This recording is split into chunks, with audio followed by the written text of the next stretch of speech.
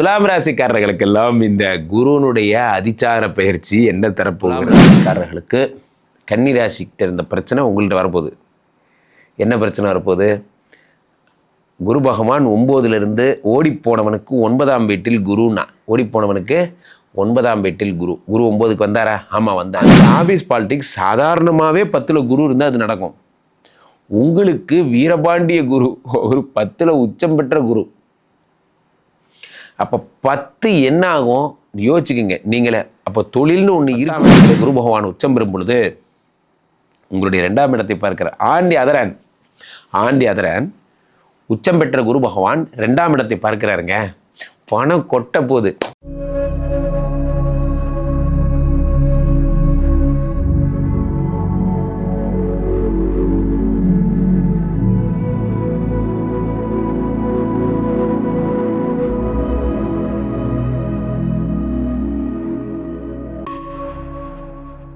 உலகெங்கிலும் இருக்கும் ஆன்மீக பரிகார நேயர்கள் அனைவருக்கும் வணக்கம். நான் உங்கள் ராம்ஜி. வருகின்ற அக்டோபர் 18ஆம் தேதி குரு பகவான் மிதுன ராசியிலிருந்து கடக ராசிக்கு அதிசாரமாக செல்லுகிறார். இதுதாங்க குரு பயிற்சி. குரு பயிற்சி தான் இது. அடுத்த வருடம் மே மாதம் நடக்க வேண்டிய குரு பயிற்சி ஒரு முன்னூட்டமாக இந்த அக்டோபர் மாதமே நடக்கிறது. ரொம்ப தூரம்லாம் கிடையாது. அக்டோபர் மாதம் ஆரம்பித்த குரு பயிற்சி டிசம்பரோட ஃபர்ஸ்ட் வீக்லலாம் திரும்ப குரு ரிட்டர்ன் பேக் டு மிதுன ராசிக்கே வந்துடுறார். மிதுனத்திலிருந்து கடகத்திற்கு சென்ற குரு மீண்டும் மிதுனத்துக்கே வந்து விடுகிறார். இருந்தாலும் இந்த ஒரு மாதம் குரு பகவானுடைய பெயர்ச்சி அடுத்த பொசிஷனுக்கு கடகத்திற்கு செல்லுகிறது. இதில் என்ன ஒரு சூப்பரான விஷயம் அப்படின்னா, கடகத்தில் குரு பகவான் உச்சம் பெறுகிறார். அப்போது இந்த ஒரு மாதம் நீங்கள் எந்த ராசியாக இருந்தாலும் சரி, குரு பகவானுடைய உச்ச பலன்களை அனுபவிப்பீர்கள். அவருடைய அருளாசியை கிடைக்கப் பெறுவீர்கள். 2 கூடையவனா பணம் கொட்டும், 5 கூடையவனா குழந்தை, 7 கூடையவனா திருமணம். நீங்கள் உங்கள் ராசிக்கு குரு பகவான் எந்த ஸ்தானத்திற்கு அதிபதியோ அந்த பலன் double the time, triple the time உங்களுக்கு கிடைக்க போகிறது. அவ்வகையில் யாருக்கெல்லாம் குழந்தை பிறக்க போகுது, யாருக்கெல்லாம் வெளிநாட்டு யோகம் கிடைக்க போகிறது, யாரெல்லாம் சூப்பராக இருக்க போகிறோம் அப்படிங்கிறத ராசி ரீதியாக நாம் பார்த்து விடலாம். துலாம் ராசிக்காரர்களுக்கெல்லாம் இந்த குருனுடைய அதிச்சார பயிற்சி என்ன தரப்போகிறது நண்பர்களே? ஒரு வேதனைக்குரிய ஒரு விஷயம். I am so sorry to say. என்ன காரணம் என்னவென்றால், துலாம் ராசிக்காரர்களுக்கு கன்னி ராசிக்கிட்ட இருந்த பிரச்சனை உங்கள்கிட்ட வரப்போகுது. என்ன பிரச்சனை வரப்போகுது? குரு பகவான் 9லிருந்து ஓடிப்போனவனுக்கு 9ஆம் வீட்டில் குருன்னா, ஓடிப்போனவனுக்கு 9ஆம் வீட்டில் குரு. குரு 9க்கு வந்தாரா? ஆமாம் வந்தார். வந்து நன்மையெல்லாம் செஞ்சாரா? ஆமாம் கிழிச்சார். ஒன்றும் செய்யலை, என்னமோ ஒன்று வந்திருக்கார், செய்வார், இருங்க அடுத்த மேற்குள்ளே செய்வார். குரு இப்போ ஓரளவுக்கு வண்டி ஓடுதா இல்லையா? ஆமாம் ஓடுது. அந்த பொழப்பு இப்போ கிடப்போகுது. அக்டோபர் 18லேருந்து நவம்பர் எண்டுக்குள்ளே வேலை போகிற நேரம். சும்மா கன்னிராசிக்காரங்கள்லாம் ரெஃபரன்ஸ் எடுத்து பாருங்கள். லாஸ்ட் இயர் கடகராசிக்காரங்களாம் ரெஃபரன்ஸ் கேளுங்க. 10லே குரு வந்தால் பதவி பறிபோகும். வேலையில் உங்களை தூக்கிறதுக்கான எல்லா பாலிடிக்ஸ் ஏற்பாடுகளும் நடக்கும். இவங்களுக்கு எதில் சாமர்த்தியம் இருக்கே இல்லையோ, ராஜதந்திரங்கள் பண்ணி நம்மளை வெளியே அனுப்புறதுல மட்டும் இவங்க அவ்வளோ சாமர்த்தியமாக இருப்பானுங்க. வேலையை பாருங்கடா, இந்த அறிவை நீங்கள் ப்ராடக்ட்டில் காமிச்சுன்னா ப்ராடக்டாக சேல் ஆகும். என்ன அனுப்புறதுக்கு என்னென்ன ஸ்கெட்சு போடுறீங்க, அந்த மாதிரிலாம் நடக்கும். இதுக்கு கம்பெனி ஆஃபீஸ் பாலிடிக்ஸ்னு சொல்கிறாங்கல்ல, அது பிச்சுக்கிட்டு பறக்கும். ஆஃபீஸ் பாலிடிக்ஸ் இங்கே டாலரேட் பண்ண முடியாத அளவுக்கு இருக்கும். அந்த ஆஃபீஸ் பாலிடிக்ஸ் சாதாரணமாகவே 10ல் குரு இருந்தால் அது நடக்கும். உங்களுக்கு வீரபாண்டிய குரு ஒரு 10ல் உச்சம் பெற்ற குரு. அப்போ 10 என்ன ஆகும் யோசிச்சுக்கோங்க நீங்களே. அப்போ தொழில்னு ஒன்று இருக்குமா? அக்டோபர் 18ஆம் தேதி துலாம் ராசிக்காரர்களுக்கு வேலை இருந்தால் அது பெரிய விஷயங்க. என்ன சார் காலங்காத்தால் நான் நல்ல பதிவுன்னு நினச்சி ஓடியாந்தேன் இப்படி சொல்கிறீங்க. நான் என்ன சொல்கிறேன்னு புரிஞ்சுங்க. அப்போ இந்த அக்டோபர் 18ஆம் தேதி தொழிலுக்கு இவ்வளோ பெரிய பிரச்சனை வருதுங்கும் போது ரொம்ப காலம்லாம் கிடையாது. அக்டோபர்லேருந்து டிசம்பர் வரைக்கும், அவ்வளோதான், நவம்பர் எண்டு வரைக்கும். இந்த ஒரு மாதம் நீங்கள் பார்ட் டைம் பிஸ்னஸ் மாதிரி பண்ணி உங்கள் உழைப்பை நீங்கள் அதிகம் பண்ணணும். அல்லது உங்கள் வேலை மேலே நீங்கள் தான் இப்போ வந்து மேனேஜர்னு வச்சுக்கோங்க. உங்கள் டெப்டி மேனேஜர், நீங்கள் ரிப்போர்ட் போடுவீங்க, உங்கள் டெப்டி மேனேஜர் ரிப்போர்ட் கொடுத்துருவார். நீங்கள் அந்த ரிப்போர்ட்டை ஃபைன் டியூன் பண்ணி சைன் வாங்குவீங்க. நீங்கள் ஜஸ்ட்டு கலரிங் பண்ணுறது, ஒரு பட்டி டிங்கரிங் பார்க்குறது மட்டும்தான் உங்கள் வேலைன்னு வச்சுக்கிங்க. இப்போ அந்த டெப்டி மேனேஜர் வேலையை நீங்களே சேர்த்து பார்க்கணும். ஃபுல் ப்ரெசன்டேஷனை நீங்களே பண்ணணும். உங்களை வருத்தி கொண்டால் இதுக்கு ஒரு பரிகாரம் என்னென்னா, உங்களை நீங்கள் வருத்தி கொண்டால் உங்களுடைய நெக்ஸ்ட் ஸ்டெப் ஆள் பண்ணுற வேலையை சேர்த்து நீங்களே பண்ணிட்டீங்கன்னா, குரு பகவானோட டார்கெட் என்ன? உங்களை இந்த வேலையிலேருந்து தூக்கிட்டு டெப்டி மேனேஜர் ஆக்குறது தானே அந்த ஆளோட வேலை. நானே டெப்டி மேனேஜராக இருந்துட்டு போகிறேன், இப்போ எனக்கு என்ன சார் வெக்கம்? இதில் என்ன சார் வெக்கம்? எனக்கு வேலை தான் சார் முக்கியம். என் வேலையும் பார்த்துக்கிறேன், என்னோடய அசிஸ்டண்ட் வேலையும் சேர்த்து பார்க்குறேன். அப்போ அசிஸ்டண்ட் என்ன வேலை பார்ப்பான்? அவனுக்கு அசிஸ்டண்ட் வேலையை பார்க்கட்டு கொடுங்க, அவன் என்னவோ பண்ணிட்டு போகிறான். இப்போ நம்ம வேலையை பற்றி பேசுவோம். இப்போ நம்ம 2 பேர் வேலையை ஒரு ஆள் செஞ்சிங்கன்னா எல்லாம் சரியாக போச்சு. வாழ்வின் மிக கடினமான நேரங்களில் எல்லாம் ஒரு முடிவை நான் எடுக்கிறேன் நண்பர்களே, நீங்களும் அந்த முடிவை எடுங்கள். வாழ்வின் மிக கடினமான நேரங்களில் எல்லாம் நீங்கள் உங்களை பிஸியாக்கிக்கிங்க. இறைவன் உங்களை ஒன்றுமே பண்ண மாட்டார். ஏன்னா உழைப்பாளியில் இறைவன் டிஸ்டர்ப் பண்ணுறதுலன்னு சத்தியம் பண்ணி கொடுத்துருக்காரு. அதனால் நீங்கள் நல்லா உழைச்சிங்கன்னா இறைவன் உங்களை ஒன்றும் பண்ண மாட்டார்.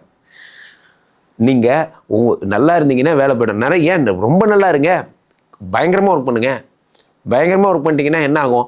உங்களை வேலை விட்டு தூக்குனா கம்பெனியை நின்று போயிடுங்கிற அளவுக்கு டஃப் கொடுத்துருங்க. எப்படி வேலை போகும்? ஸோ அப்போது 10ஆம் இடத்தில் உச்சம் பெறும் பொழுது ரொம்ப ஜாக்கிரதையாக இருக்கணும். சார் மன்னார் கம்பெனிலாம் உங்களுக்கு வேலை வந்திருக்கு, ஒரு கம்பெனிக்கு நான் வரமாட்டேன், உயிரே போனாலும் இந்த கம்பெனி விட்டு போக மாட்டேன், நீ என்னை கூப்பிடுறது எதுக்குன்னு எனக்கு தெரியும்டா அப்படின்னு நீங்கள் உறுதியாக இருங்க. இப்போ தான் உங்களுக்கு ஆஃபர் வரும். பல விதங்களில் இந்த மாயை உங்கள் கண்ணை மறைக்கும். விதவிதமாக ஆடைகள் கட்டி வேஷம் கட்டி உங்களை ஏமாற்றும். உங்களை எப்படியாவது உங்கள் வேலையை பிடுங்கிறது. நீங்கள் இன்டர்வியூ போனதை தயவுசெய்து யார்ட்டையும் சொல்லாதீங்க. உங்கள் ஸ்டேட்டஸில் கூட எதுவும் வைக்காதீங்க. நீங்கள் எதை பண்ணாலும் இந்த உலகம் உங்களை பார்த்துக்கிட்டு இருக்குங்கிறத மறக்காதீங்க. உங்களை இந்த உலகம் பார்த்துக்கிட்டே இருக்குது. இந்த உலகம் உங்களை பார்த்து கொண்டே இருப்பதால் நீங்கள் எதை செய்தாலும் என்ன ஆகிறது? உங்களுடைய யூ ஆர் நோட்டபிள்.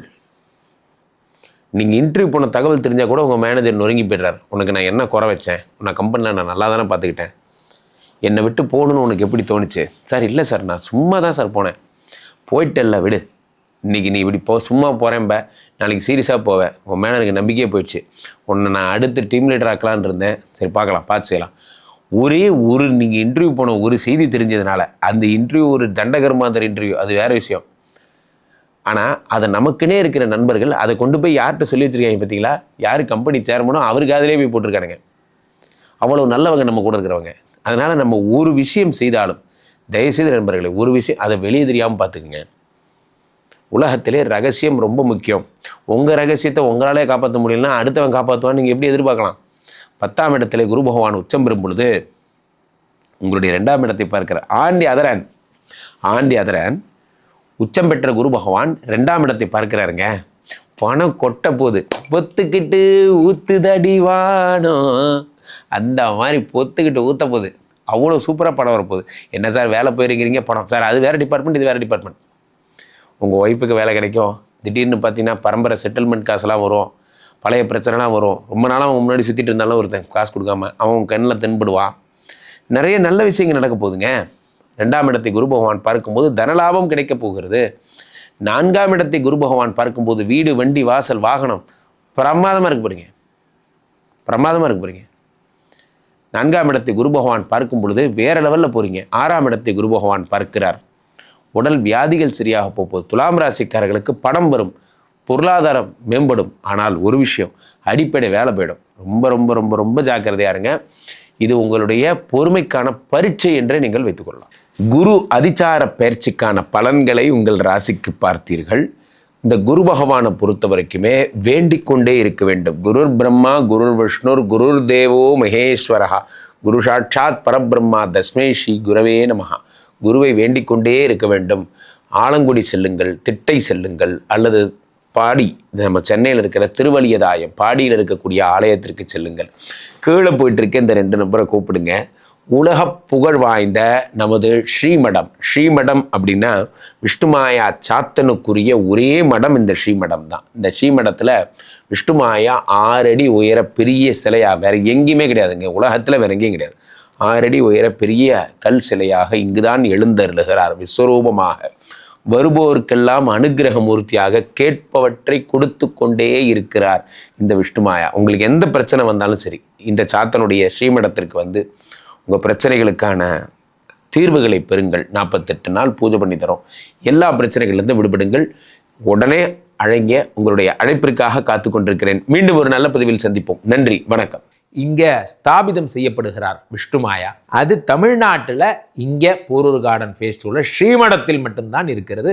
வேற எங்கேயும் இவருக்கு ஆலயங்கள் கிடையாது. நம்மளுடைய வேலை இல்லை, குழந்தை இல்லை, நமக்குடைய எதிர்காலம் கேள்விக்குறியாக இருக்குது, கள்ள தொடர்பு, ஏமாற்றம், துரோகம் போன்ற பிரச்சனைகளுக்காக ஸ்பெசிஃபிக்காக பண்ணுற ஒரு ஹோமம். இந்த ஹோமம் 48 நாள் தினமும் பண்ணுறோம். இப்போ நீங்கள் புக் பண்ணுறீங்கன்னா இன்னிலிருந்து 48 நாள் இந்த ஹோமம் பண்ணி உங்களுக்கு அந்த பிரச்சனைகளை சேலஞ்சிங்காக சரி பண்ணி தரோம். ஸோ விஷ்ணுமாயா சாத்தனுடைய ஆலயத்திற்கு நீங்கள் வாருங்கள், இந்த ஸ்ரீமடத்திற்கு வாருங்கள், வந்து இந்த ஹோமத்தில் கலந்து கொள்ளுங்கள். இதை பற்றி தரவுகள் கீழே போயிட்டு இருக்க நம்பரை கேட்டு தெரிஞ்சு புக் பண்ணிக்கிட்டு இந்த ஹோமத்தில் நீங்களும் பங்கெடுக்கலாம்.